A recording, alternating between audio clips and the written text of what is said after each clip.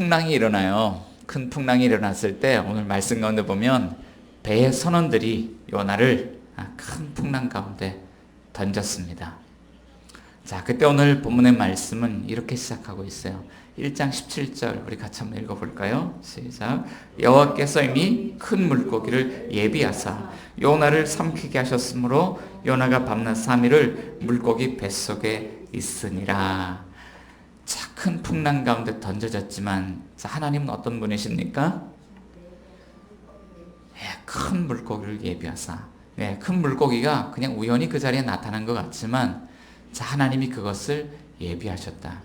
자, 그리고 하나님이 예비하신 것을 보니까 큰 물고기였다. 이렇게 이야기를 하고 있죠. 자, 그리고 큰 물고기를 하나님이 예비하신 목적은 이것입니다. 요나를 삼키게 하시려고. 자, 큰 풍랑, 큰 파도 가운데 던져진 요나를 하나님이 보호하시고 건지시려고 큰 물고기를 예비하셨다는 것입니다. 자, 그런데 큰 물고기가 요나를 삼켰을 때 어떤 일이 벌어졌는가? 자, 1장 17절 하반절에서는 이렇게 이야기를 하고 있죠. 요나가 밤낮 3일을 물고기 뱃속에 있으니라. 자, 한번 이 장면을 우리가 상상을 해보면서 이 말씀을 한번 묵상해 봤으면 좋겠습니다. 자, 지금 이 목선으로, 나무로 만든 이 목선, 이 배는 무역선인데 큰 파도로 인하여서 아주 흔들림 심하고 좌초될 위기 가운데 빠졌습니다. 그리고 배의 선원들이 이 풍랑의 원인이 된 요나를 바다 가운데 던졌어요. 파도가 얼마나 높은지 집채만한 파도가요 순식간에 요나를 삼켜버렸습니다. 자, 그 순간 요나는 이렇게 생각을 했을 것입니다. 아, 이제 끝났구나. 다 끝났다. 도망가는 일도 끝났고 다 끝났다 라고 생각한 순간 큰 물고기가 갑자기 나타나서 요나를 통째로 집어삼켰습니다. 자, 끝났다고 생각했는데 여전히 요나의 의식이 살아있습니다. 그리고 파도 소리가 더 이상 들리지 않습니다. 도대체 무슨 상황이지? 내가 여전히 살아있구나. 살아있음을 느끼고 있습니다. 자, 그러면서 마음속에 순간 이런 생각이 올라왔습니다. 하나님이 이 큰 물고기를 예비하셔서 나를, 내 생명을 보존해 주셨구나. 자, 그런데 1시간이 지나고 2시간이 지나고 시간은 반나절이 흘러갑니다. 그리고 하루가 지나고 또 하루가 지나고 또 하루가 지나고 3일 밤낮의 시간이 흘러가고 있었습니다. 자, 이때 요나의 심정은 어땠을까요? 아마 내가 생명이 보존되었구나. 자, 이런 생각을 했던 것도 잠시지 않았을까 싶습니다. 3일 밤낮이 지나가면서 아마 요나에게 잠깐 주어졌던 그 희망은 이제 점차 절망으로 변해가고 있었을 것입니다. 몇 해 전에 나왔던 영화 가운데 33이라는 영화가 있습니다. 2010년도 칠레 산호세 광산 붕괴 사건 때 일어났던 그 사건을 그 실화를 바탕으로 만든 그런 영화입니다. 자, 2010년 어느 날 칠레의 산호세 지역에 있는 광산이 붕괴가 되어졌습니다. 그리고 붕괴 직후에 이 칠레 정부에서는 지금 이 사고를 갖다가 현장 조사하고 있는데 그 안의 상황이 어떤지를 전혀 파악할 수가 없었습니다. 생존자가 있는지, 그리고 지금 안의 상황이 어떻게 돌아가고 있는지 전혀 파악할 길도 없고 지하 수백 미터에 있는 광부들을 구조할 방법도 없었습니다. 자, 그렇지만 그 지하 수백 미터에서는 여전히 붕괴되지 않고 남아있는 그런 폭격 같은 공간이 남아있었고 그 안에 광부들 33인이 목숨을 부지하고 있었습니다. 칠흑 같은 어둠이 그들을 감싸고 있었습니다. 자, 그들도 상황이 정신은 없지만 서로 생존자를 찾아가면서 33명의 광부들이 그 공간에 모여 있었습니다. 아마도 광산이 매몰되었지만 그들은 우리가 생존했다는 것에 대한 안도의 한숨을 쉴 수 있었을 것입니다. 그러나 그들에게 시간이 흘러가고 있습니다. 하루, 이틀, 사흘. 자, 결국 그들은 15일 만에 그들이 생존해 있다는 사실을 지상에 알릴 수 있었고 69일 만에 그들은 구조될 수 있었습니다. 자, 밤낮 3일이라는 시간이 물고기 뱃속에서 흐르고 있습니다. 자, 요나의 심정이 어땠을까요? 자, 그리고 하나님께서 이 요나를 삼키게 하시려고 준비한 이 큰 물고기, 하나님께서 이 큰 물고기를 예비하신 목적은 무엇일까요? 자, 오늘 본문에 나오는 이 예비하다라는 단어는 요나서 4장에 가면 또 3번이나 반복되며 중요하게 사용되는 단어입니다. 요나서 4장 6절에 가면 하나님이 박넝쿨을 예비하셨다. 4장 7절에 가면 벌레를 예비하사, 자, 4장 8절에 가면 뜨거운 동풍을 예비하셨고 라고 성경은 우리에게 말씀하고 있습니다. 하나님 예비하신 하나님이요. 자, 하나님께서는 이 모든 일들을 이미 계획하시고 예비하시고 진행하시고 하나님의 뜻을 반드시 성취하신 하나님이에요.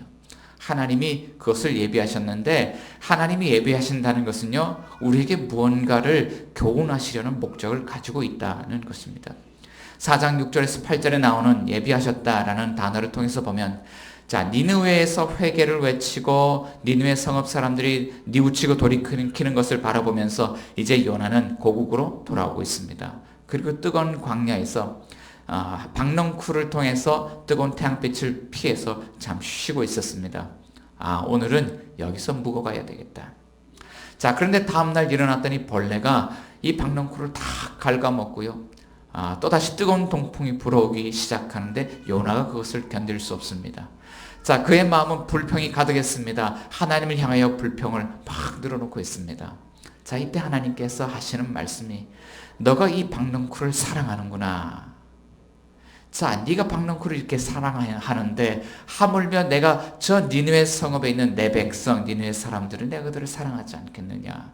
자, 이 예비하신 일들을 통해서 하나님이 요나를 교훈하고 있다는 것입니다.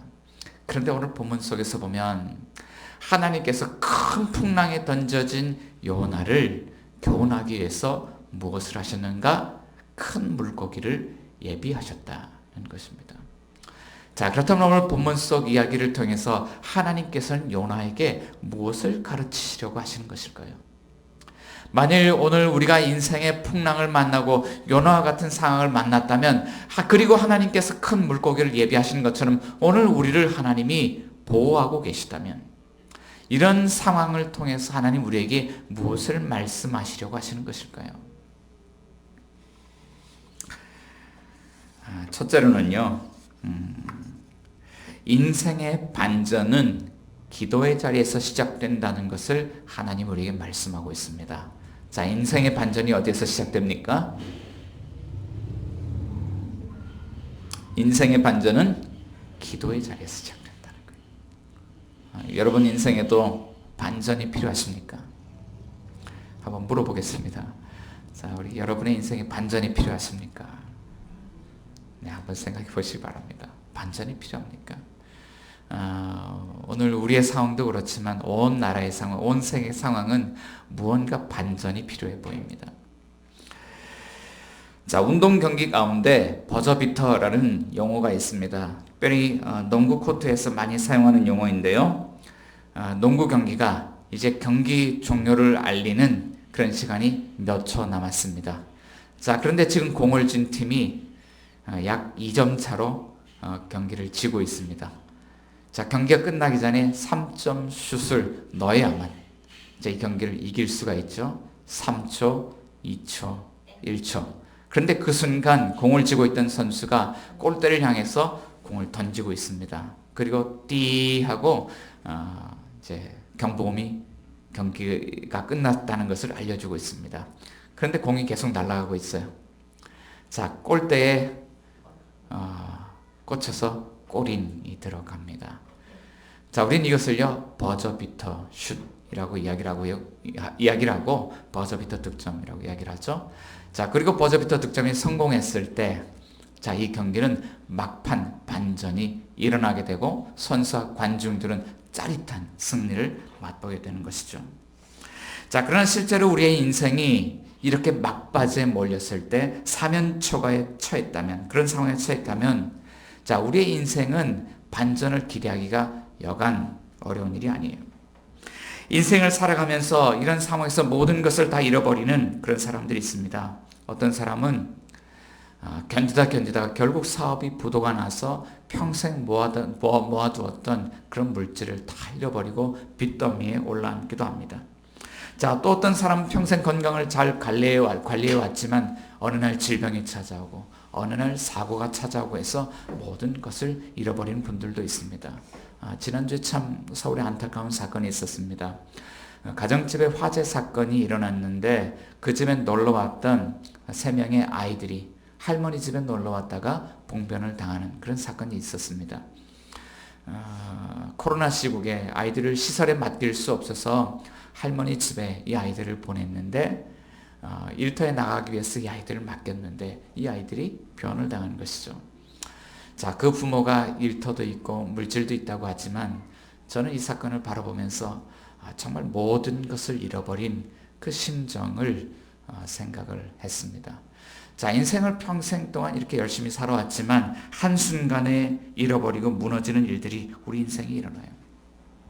바로 물고기 뱃속에 있는 요나의 상황이 그러했습니다. 요나는 여호와의 얼굴을 피해서 자신의 뜻대로 한번 살아보려고 열심히 도망치고 있지만 그는 결국 큰 풍랑이 일어나는 바닷가에 던져졌고 이제 물고기 뱃속에 갇혔습니다. 지금 3일 밤낮이 지나가는 이 시간 동안 요나의 눈앞에 다가온 2가지 글자는요, 죽음이라는 글자였습니다. 자, 이 죽음이라는 것은요, 우리의 인생에서 모든 것을 잃어버리게 합니다. 자, 지금 요나의 인생에 필요한 것이 하나 있다면 그것이 바로 반전입니다. 자, 그렇지만 밤낮 3일 동안 요나는 그 반전의 기회를 전혀 찾을 수 없었습니다. 요나는 그 상황에서 벗어나기 위해서 자신이 할 수 있는 것이 아무것도 없었어요. 물고기 뱃속에서 벗어난다고 그가 무엇을 할 수 있을까요? 요나는 아무것도 할 수 없었습니다. 자, 그런데 밤낮 3일이 지나가면서 요나의 기억 속에 떠오른 한 가지 그에게 남아있는 것이 있다는 것을 깨달았습니다. 그것은 바로 여전히 살아계신 하나님을 향하여서 우리가 기도할 수 있다는 것이었어요. 오늘 본문 1절과 2절 말씀에 그 상황을 이렇게 이야기를 해주고 있습니다. 1절 2절 같이 한번 읽어봅니다. 요나가 물고기 뱃속에서 그의 하나님 여호와께 기도하여 이르되 내가 받는 고난으로 말미암아 여호와께 불러 아뢰었더니 주께서 내게 대답하셨고 내가 수월의 뱃속에서 부르짖었더니 주께서 내 음성을 들으셨나이다. 물고기 뱃속에서 요나가 무엇을 합니까? 드디어 그의 하나님 여호와께 기도하였다라고 말씀하고 있어요.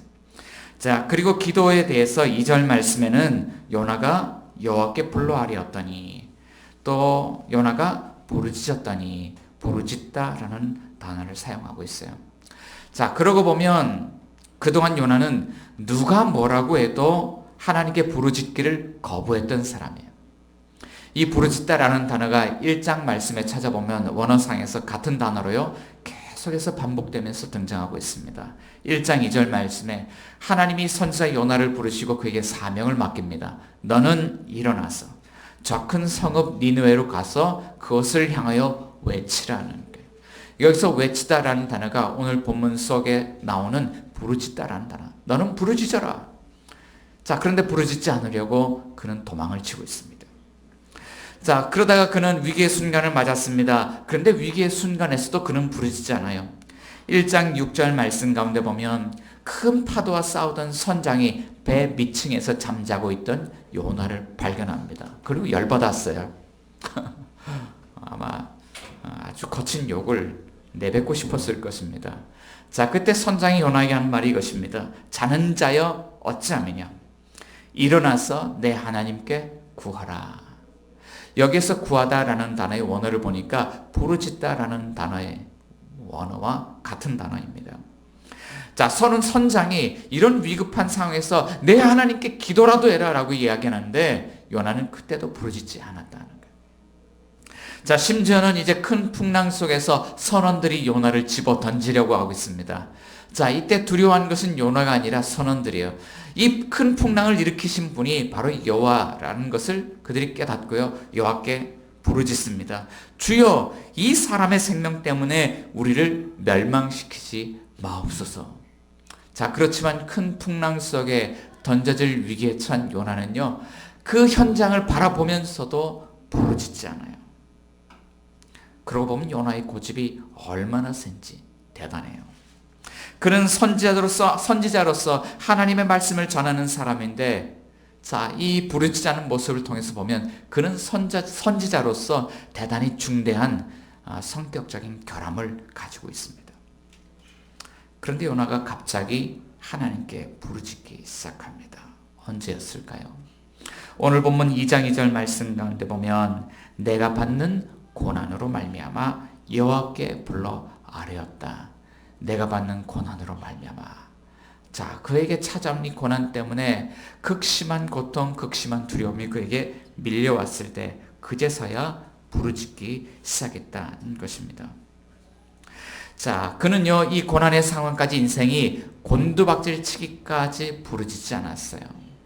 자, 그러고 보면 요나의 인생은요, 이 단어로 묘사할 수 있습니다. 2장 6절 말씀 가운데 보면요, 내려가다라는 단어가 나와요. 내가 산의 뿌리까지 내려가 싸우며. 요나의 인생의 밑바닥을 향하여 곤두박질 치는 인생, 그의 인생을 대변하는 한 단어는요, 내려가다라는 단어. 여호와의 말씀을 버리고 그가 욥바항으로 내려갑니다. 1장 3절 말씀 가운데 보면 욥바로 내려갔더니 라고 말해요. 또 1장 3절 마지막에 보면 그는 다시스로 가는 배에 올라탑니다. 근데 올라탔다는 말이요, 원어에서는 내려갔다는 그런 의미의 단어입니다. 또 1장 6절 말씀 가운데 보면 그는 배 밑층에 내려갔습니다. 자, 그리고 이곳에 내려가 있으면 배가 도착할 때 자기가 원하는 곳에 도착할 수 있을 거라고 생각을 했습니다. 자, 그렇지만 그의 인생이 어디까지 내려갔는가? 오늘 성경 말씀을 통해서 하나님 우리에게 이렇게 말씀하고 있어요. 결국 이 배는 큰 풍랑을 만났고 요나는 2장 3절 말씀 가운데 보니까 큰 물과 주의 파도와 큰 물결 가운데 던져졌어요. 2장 5절 말씀 가운데 보니까 물이 나를 둘러쌌고 기품이 나를 에워쌌고 바다 풀이 내 머리를 감쌌고 바닷속 깊은 곳까지 내려가요. 자, 심지어 2장 6절 말씀 가운데 보니까 내가 산의 뿌리까지 내려갔다라고 이야기를 하고 있어요. 고대 근동 지방 사람들의 세계관을 엿볼 수 있는 그런 구절이 있는데, 산의 뿌리까지 내려갔다는 말이 나오죠. 자, 이것은 어떤 의미냐면, 자, 세상에 많은 그런 높은 산들이 있습니다. 그런데 그 당시 사람들은 이 높은 산들마다 뿌리를 가지고 있다고 생각해요. 그리고 그 뿌리는 물들로 덮여 있는데 그것이 바다라고 생각했습니다. 자, 그런데 바다 밑에 있는 산의 뿌리까지 내려갔으니까 더 이상 내려갈 수 없는 곳까지 내려갔다. 자, 그런데 이 내려간 곳을 요나가 무엇이라고 표현하고 있냐면 2장 2절 말씀 가운데 보니까 더 이상 이곳은 물고기 뱃속이 아니라 소울의 뱃속이다라고 이야기하고 있어요. 구약 성경에서 소울은요, 무덤을 뜻합니다. 이것은 음부를 뜻합니다. 죽은 자의 처소여 죽음의 권세가 다스리는 것을 의미합니다. 지금 요나는 이 소울의 뱃속 음부의 권세가 다스리는 곳까지 지금 내려가서 빗장이 질러져 있는 상태로 그는 완전히 갇혔다라고 이야기를 하고 있는 것입니다. 그 상황에서 부르짖는데 이렇게 이야기를 해요. 이것이 저에게 주어진 고난이고 이 고난 때문에 나에게 극심한 공포심, 두려움이 찾아왔다라고 고백해요. 자, 영어 성경에서 이 구절을 찾아보니까요, 2장 2절 말씀에 영어 성경은 이렇게 번역하고 있습니다. I cried for help from the depths of soul 이라고 번역을 하고 있어요. 하나님, 저를 이 소울의 깊은 곳으로부터 도와주세요. 살려주세요. 풀려나서 자유케 해주세요. 이렇게 기도하고 있는데 울부짖으면서 도움을 요청하고 있다는 것이죠. 자, 그런데 여기에 오늘 본문 말씀 가운데 보면 반전이 있어요. 요나가 기도할 때 무엇을 경험했을까요? 울며 부르짖으며 살려달라고 기도할 때 무엇을 경험했을까요? 자, 우리도 그럴 때가 있잖아요. 울고 싶을 때가 있잖아요. 부르짖을 때가 있잖아요. 내 힘으로는 어찌할 수 없는 인생의 바닥에서 하나님께 기도하지 않으면 안 되는 그런 상황들이 있잖아요. 자, 2장 2절에서 9절 가운데 보면 요나가 이것을 경험했어요. 여기서 9번이나 반복되며 강조되는 단어가 있는데 그 단어는 주께서, 주라는 단어입니다. 자, 그가 기도하는 가운데 무엇을 경험했냐면 주님이 대답하셨습니다. 주님께서 내 음성을 들으셨습니다. 내가 깨닫고 보니 나를 이 바다에 던지신 분도 주님이시고 나를 이 죽음의 구덩이에서 건지시는 분도 주님이십니다. 당신이 하셨습니다. 라는 것을 그가 깨달았다는 거예요. 자, 2장 1절에서 그는 그의 하나님 여호와께 기도했지만 2장 6절에 가니까 비로소 그는 하나님을 나의 하나님 여호와라고 고백하고 있는 것입니다. 팀 켈러 목사님은요, 이 사건을 두고 큰 물고기는 하나님의 잔인한 자비의 완벽한 사례라고 이야기를 했습니다. 잔인한 자비라는 거예요. 요나의 인생이 완전히 자기 힘으로는 아무것도 할 수 없는 완전한 그런 밑바닥, 완전한 실패의 자리에 갔을 때 그때 하나님께서는 큰 물고기를 예비하셔서 그를 건지시고 그곳에서 그가 울부짖으며 부르짖었더니 그제서야 하나님이 요나를 만나 주셨다라고 말씀하고 있죠. 자, 그러고 보면 하나님께 쓰임 받는 사람들의 공통점이 한 가지가 있습니다. 그들은 완전한 실패를 맛본 후에야 하나님을 만났다고 하는 것입니다. 아브라함은 어떨까요?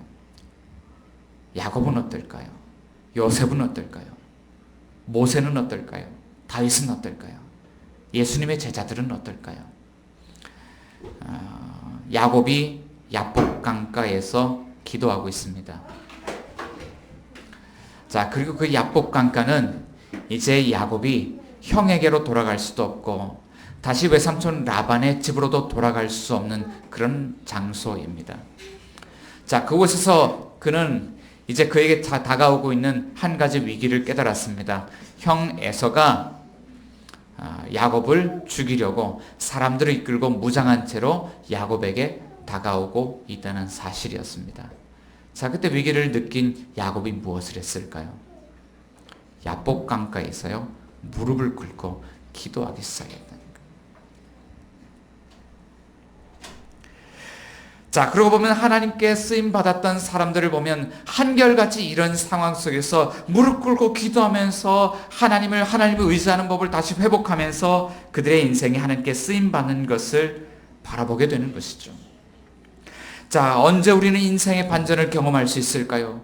우리는 인생의 밑바닥에 갔을 때, 완전한 실패의 자리에서 우리는 우리의 힘으로는 아무것도 할 수 없지만 이 상황 속에서 하나님이 우리를 건지실 수 있습니다. 이것을 고백하며 하나님 앞에요, 마음을 다해서 나아갈 때 그 기도의 자리에서 우리의 인생의 반전은 시작될 수 있다는 것입니다. 자, 그렇다면 하나님께서는 왜 요나를 이 완전한 실패의 자리에 이르게 하시고 하나님께 기도하게 만드셨을까요? 자, 그것은요, 완전한 실패의 자리에 가야만 우리가 깨달을 수 있는 것이 있습니다. 둘째로 오늘 본문 우리에게 이것을 이야기하고 있습니다. 자, 우리를 이 세상에서 구원하는 길은요, 오직 우리 주 예수 그리스도 안에 있는 하나님의 은혜로서만 가능하다라는 것입니다. 자, 무엇이 우리를 구원합니까? 우리의 노력입니까? 아니면 우리의 성공입니까? 하나님의 은혜가 우리를 구원한다. 성경은 그렇게 우리에게 말씀하고 있는 거예요. 요나가 물고기 뱃속에서 죽음을 경험하며 그의 인생이 곤두박질 칠 때, 그럼에도 불구하고 그가 놓치지 않고 그의 시선으로 바라보았던 한 곳이 있습니다. 2장 4절 말씀 가운데 보면 기도 가운데 요나가 이렇게 고백합니다. 4절 말씀 같이 한번 읽어보겠습니다. 내가 말하기를 내가 주의 목전에서 쫓겨났을지라도 다시 주의 성전을 바라보겠다 하였나이다. 요나가 무엇을 바라보았습니까? 물고기 뱃속에 있었지만 주의 성전을 바라보았다는 거예요. 자, 그리고 주의 성전을 바라볼 때 그는 무엇을 깨달았을까요? 2장 6절 하반절 말씀입니다. 나의 하나님 여호와여, 주께서 내 생명을 구덩이에서 건지셨나이다. 내 생명을 구덩이에서 건지셨는데 누가 나를 건지십니까? 주님이 나를 건지셨다는 거예요. 자, 그리고 이것을 언제 깨달았는가? 2장 7절 말씀 한번 더 읽어볼까요? 내 영혼이 내 속에서 피곤할 때에 내가 여호와를 생각하였더니 내 기도가 주께 이르렀사오며 주의 성전에 미쳤나이다. 자, 내 기도가 주께 이르렀사오며, 자, 주님께서 어디에서 응답하십니까? 주의 성전에서 하나님이 내게 대답하셨다라고 성경 말씀하고 있는 거예요. 요나가 인생의 밑바닥으로 자신의 인생이 곤두박질 치는 상황에서도 한 가지 알고 있는 사실, 한 가지 기억하고 있는 사실이 있었습니다. 그것은 우리 인생이 아무리 곤두박질 치더라도 우리가 하나님을 만날 수 있는 장소가 있다는 것입니다. 그것이 바로 주의 성전이에요. 그리고 그 성전 안에 특별히 하나님께서 우리를 만나 주시겠다고 약속한 장소가 있다는 것이죠. 그것이 바로 속죄소입니다. 자, 이 당시에 요나가 알고 있는 성전은 솔로몬의 성전이죠. 성전에 들어가면 번제단이 있고 물두멍이 있고 성소가 있고 지성소가 있는데, 하나님께서 모세와 이스라엘 백성들에게 약속해 주셨던 장소, 내가 너희와 만나겠다라고 하는 장소가 있어요. 그것이 어디냐면 속죄소입니다. 출애굽기 25장 22절 말씀 가운데 보면 하나님이 이렇게 약속합니다. 거기서 내가 너와 만나고, 자, 거기서 속죄소죠. 자, 그리고 하나님께서 이 속죄소에 우리를 어떻게 만나 주실까? 레위기서 16장 14절 15절 가운데 보면 대속죄일 규례에 대해서 이렇게 말씀하고 있어요. 그는 또 수송아지의 피를 가져다가 손가락으로 속죄소 동쪽에 뿌리고 또 손가락으로 그 피를 속죄소 앞에 7번 뿌릴 것이며, 또 백성을 위한 속죄제 염소를 잡아 그 피를 가지고 휘장 안에 들어가서 그 수송아지 피로 행함 같이 그 피로 행하여 속죄소 위와 속죄소 앞에 뿌릴지니. 황소의 피, 염소의 피, 양의 피를 가지고, 자, 이 대제사장이 그 피를 가지고 속죄소 앞에 나아가서 이 백성들을 위해서 속죄를 위한 피를 뿌리는 거예요. 자, 그리고 그런 제사가 드려진 후에 하나님이 이 백성들과 만나셔서 대화를 나눈다는 거예요. 여기에 이런 그림이 있어요. 요즘 그 드라이브 스루라는 그런 코로나 진단 방식이 전 세계에서 아마 관심이 모아지고 있는 것 같습니다. 그리고 CNN에서 지난주에 와서 어떻게 검사를 하는지를 촬영을 했습니다. 그런데 보면 이렇게 그림으로 이런 절차들을 설명하고 있잖아요. 그런데 이 이야기를, 성경의 이야기를 잘 들어보면 하나님이 우리에게 그림을 그려주고 있는 것이 있습니다.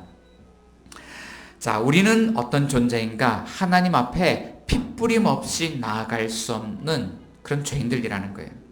자, 그리고 하나님의 율법의 말씀이 우리가 율법을 지켜서 거룩한 백성으로 살아갈 수 있는 것이 아니라 우리를 죄인이라고 고발하고 있습니다. 자, 그리고 만일 우리가 죄인이라면 반드시 죄값을, 죄의 대가를 치러야 합니다. 그것은 정령 죽으리라고 주님께서 말씀하셨던 것처럼 우리가 죽는 것이죠. 우리는 심판을 받아 죽어야 합니다. 자, 그렇지만 매년 대속죄일에, 자, 흠없는 가축들이 하나님의 백성들을 대신하여 하나님 앞에 제물로 드려지고, 자, 그 제물들의 핏부림을 통하여 죄인들의 죄가 용서되어지는 그런 그림을 그려지고 있는 거예요. 그리고 그 대속적 죽음을 인하여서 하나님의 용서가 죄인들에게 주어질 때, 자, 그때 하나님의 백성들이 죄사함을 받고 속죄소에 임재하신 하나님 앞에 나아가서 그분과 얼굴을 대면하고 대화를 나눌 수 있다는 것입니다. 자, 요나에게 이 그림이 있었어요. 자, 그렇다면 요나가 주님의 성전을, 물고기 뱃속에 있으면서 주님의 성전을 바라보았는데 그가 그곳에서 발견한 것이 무엇이었을까요? 본문 2장 8절에서는요, 그것을요 이렇게 이야기를 하고 있어요. 바로 은혜라고 하는 것입니다. 자, 이것은 하나님이 우리를 너무나도 사랑하시기 때문에 아무런 대가 없이 그냥 무조건적으로 용서해 주시는 은혜가 아닙니다. 자, 이것은 하나님께서 우리를 사랑하시기 때문에 우리를 대신해서요 아주 값비싼 그런 재물의 죽음과 핏부림이라는 값비싼 대가를 지불하시고 우리를 용납하고 용서해 주시는 그런 은혜라고 성경 우리에게 말씀하고 있죠. 자, 요나가 발견한 것이요 바로 그 은혜예요. 그런데 이 값비싼 은혜가 얼마나 힘있고 얼마나 능력이 있냐? 2장 6절 말씀 가운데 보면 자, 요나가 물고기 뱃속, 수월의 뱃속에 있는데 빗장이 그것을 가로막고 있다고 이야기를 하고 있어요. 밤낮 3일 동안 물고기 뱃속에 갇혀 있으면서요, 빗장이 질러져 있고 이곳에서 벗어날 수 없는 그런 처지를 자신을 발견해요. 자, 그런데 하나님의 은혜가 무엇을 합니까? 나는 내 힘으로 이것을 벗어날 수 없지만 하나님이 그 은혜로, 하나님의 능력으로 우리를 수월의 뱃속에서 건져내신다. 이 죽음의 구덩이에서 우리를 건져내신다라고 하는 거예요. 자, 그렇다면 이 은혜라는 것이 뭐냐면 우리를 이 죽음의 권세에서 우리를 풀려나게 하는 빗장을 푸는 열쇠라고 하는 거예요. 자, 그런데 우리에게 있는 열쇠는 어떤 열쇠일까요? 하나님의 말씀은 구속사적으로 우리에게 이렇게 이야기를 하고 있습니다. 이 하나님의 은혜, 요나에게 주어졌던 이 은혜보다 더 큰 은혜가 오늘 우리에게 주어져 있다는 거예요. 우리에게 있는 은혜는 더 크고 확실합니다. 왜냐하면 신약 성경은 이렇게 이야기합니다. 히브리서 9장 11절 12절에 그리스도께서는 장래 좋은 일의 대제사장으로 오사, 예수님이 대제사장이죠. 자, 그는 염소와 송아지의 피로 하지 아니하고 오직 자기의 피로 영원한 속죄를 이루사 단번에 성소에 들어가셨느니라. 그리스도의 피로, 염소와 송아지의 피가 아니라 그리스도의 피로 우리를 가로막고 있는 죄와 사망의 이런 권세 아래 있는 빗장을 풀고 우리를 그곳에서 건져내고 우리를 구원하는 그런 하나님의 은혜가 그리스도의 보혈의 은혜를 통해서 주어진다. 그러니까 얼마나 더 크고 확실한 은혜요 열쇠냐라는 것이죠. 자, 그런데 이런 질문을 하게 돼요. 오늘 본문 안에서 요나가 겉으로는 하나님의 은혜를 잘 이해한 것 같지만 3장과 4장에 가보면 니느웨 사람들에게 회개를 부르짖고 그들이 회개하고 돌이키는 모습을 매우 못마땅해 하는 것을 보게 돼요. 자, 그러고 보면 오늘 본문 안에서 요나가 자신과 비교하는 사람들이 있어요. 8절 말씀 가운데 보면 거짓되고 헛된 것을 숭상하는 모든 자는 자기의 베푸신 은혜를 버렸습니다.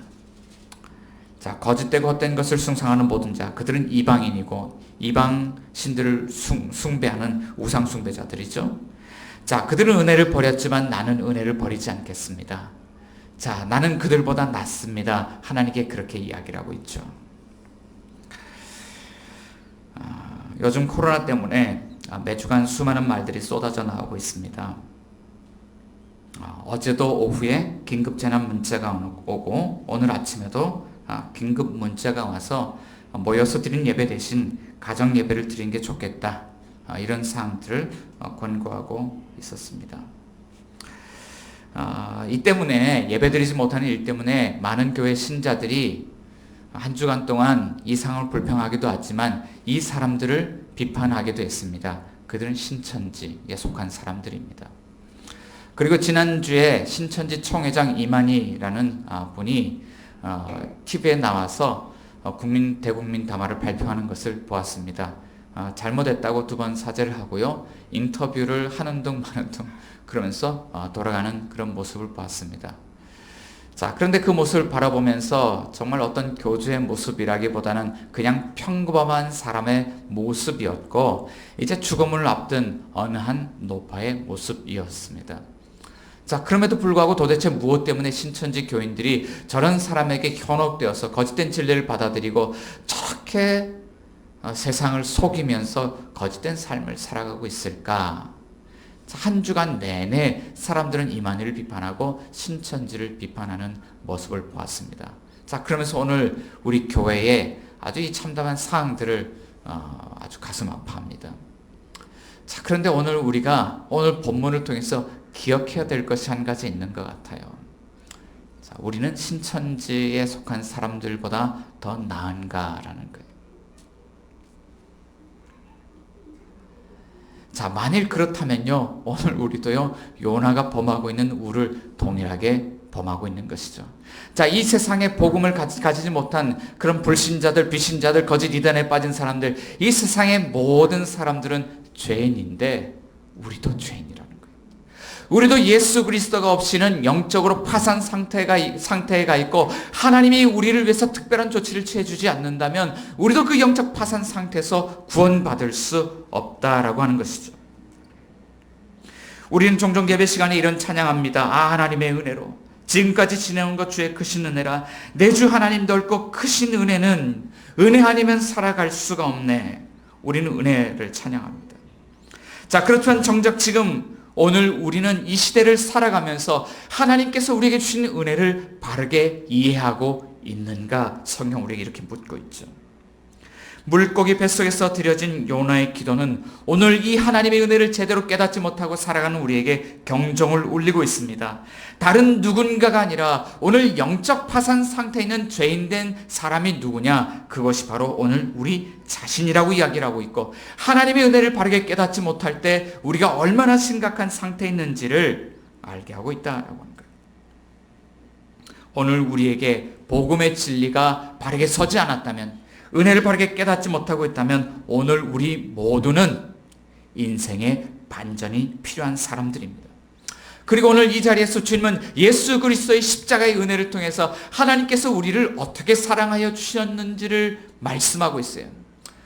자, 주님의 몸된 그 성전을 주님께서는 세우기 위해서 십자가에서 우리를 대신해서 그 주님의 생명의 대가를 대신 지불하셨다라고 말씀하고 있고, 자, 이것이 우리에게 주어진 하나님의 은혜라고 이야기를 하고 있고, 밤낮 3일 무덤에 있었던 주님께서 우리에게 부활의 소망이라는 여전히 그 강력한 소망을 하나님의 은혜에 담아서 우리에게 말씀해 주고 있다는 것이죠. 자, 그렇다면 오늘 이 시대를 살아가면서 우리가 무엇을 바르게 깨닫고 무엇을 붙들고 살아갈 것인가? 예수 그리스도의 십자가를 통해서 우리에게 주어진 은혜가 얼마나 큰 것인지를 깨닫고 오늘 이 은혜의 소망, 부활의 소망, 예수 십자가의 소망, 강력한 소망을 붙들고 살아가라고 기도하고 말씀하고 있는 것이죠. 우리는 그것을 어디에서 경험할 수 있을까요? 인생의 반전은 바로 기도의 자리에서 시작됩니다. 다시 주님 앞에 무릎 꿇고 기도하는 자리에서 시작하라라고 우리에게 말씀하고 있는 것입니다. 여러분, 강력한 하나님의 은혜, 강력한 하나님의 부활의 소망 붙들고 살아가고 있습니까?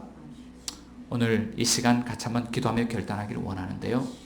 주님, 우리가 정말 맹인과 같이 날마다 주어진 이 은혜의 소망을 보지 못하고 세상의 절망적인 상황만 바라보다 보니까 우리가 이 은혜의 소망 가운데 살아가지 못할 때가 있습니다. 그러나 오늘 그 강력한 은혜의 소망을 붙들고 다시 기도의 자리에 나가기를 원합니다. 다시 이 나라와 민족을 위해서 기도하기를 원합니다. 이 재앙 가운데 임한 이 하나님의 진노 가운데 이 백성들을 위하여 기도한 자리 가운데 나가기를 원합니다. 오늘 우리는 우리 자신을 구원할 수 없지만 우리를 구원하신 하나님 앞에 다시 나가기를 원합니다. 주님, 그 소망 가운데 우리를 인도하여 주옵소서. 이런 제목 가지고 우리 같이 한번 기도하겠습니다. 기도합니다.